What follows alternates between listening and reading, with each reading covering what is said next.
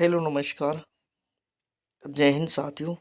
स्वागत है आपका अपने यूट्यूब चैनल में। दोस्तों आज हम बात करने वाले हैं राजस्थान संविदा कर्मचारियों के विषय में।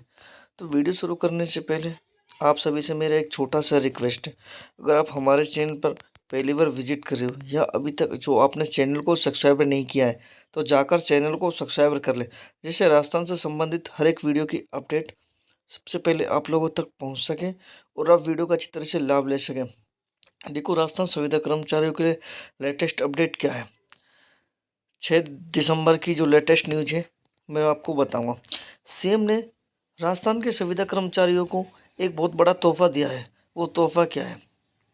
राजस्थान के अंतर्गत काम कर रहे संविदा कर्मचारियों के लिए सीएम ने एक अध्यादेश जारी करते हुए 18,000 संविदा कर्मचारियों को परमानेंट करने के जो आदेश है वो जारी किए हैं। यानी कि अब हम देखें तो राजस्थान के जो संविदा कर्मचारी जो लगे हुए हैं उनमें से जो 18,000 संविदा कर्मचारियों को परमानेंट करने के जो आदेश है वो जारी कर दिए गए हैं। अब जल्द ही जो 18,000 संविदा कर्मचारी हैं उनको नियुक्ति प्रदान कर दी जाएगी।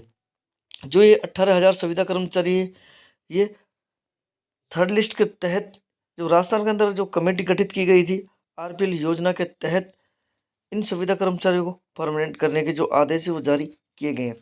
अभी जो ये 18,000 संविदा कर्मचारी हैं, ये कौन कौन से संविदा कर्मचारी, यानी कि अगर राजस्थान की अगर हम बात करें तो जो राजस्थान के अंतर्गत जो काम कर रहे हैं 7 से 8 विभाग ऐसे संविदा कर्मचारी जो नियमित रूप से अपना जो कार्य कर रहे हैं, उनमें से कुछ चिन्हित जो संविदा कर्मचारी हैं, उनका चयन किया गया है। तो वो कौन कौन से संविदा कर्मचारी, कौन कौन से विभाग है, मैं आपको बताऊंगा। देखो, ग्राम पंचायत, कुछ पद तो ग्राम पंचायत के चिन्हित किए गए हैं, कुछ शिक्षा विभाग के, कुछ पैरा टीचर्स के, मदरसा बोर्ड के, चिकित्सा विभाग के, जलदाय विभाग के, मनरेगा के और आंगनवाड़ी कार्यकर्ता। यानी कि ये जो विभाग हैं इनमें से जो वास्तविक रूप से जो संविदा कर्मचारी जो अपनी जो भागीदारी निभा रहे हैं उनमें के चयन करते हुए इन संविदा कर्मचारियों को सम्मिलित किया गया है। यानी कि लिस्ट के तहत इन्हें सम्मिलित किया गया है। तो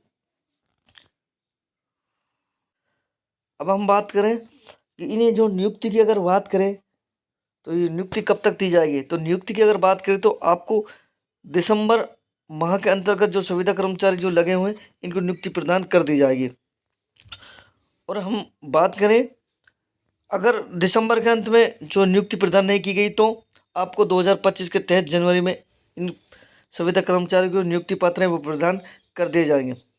अब हम बात करें ग्राम पंचायत की, तो ग्राम पंचायत के अंतर्गत जो संविदा कर्मचारी लगे हुए हैं लंबे समय से, उन्हें अब जल्द ही परमानेंट करने के जो आदेश है वो जारी किए गए हैं।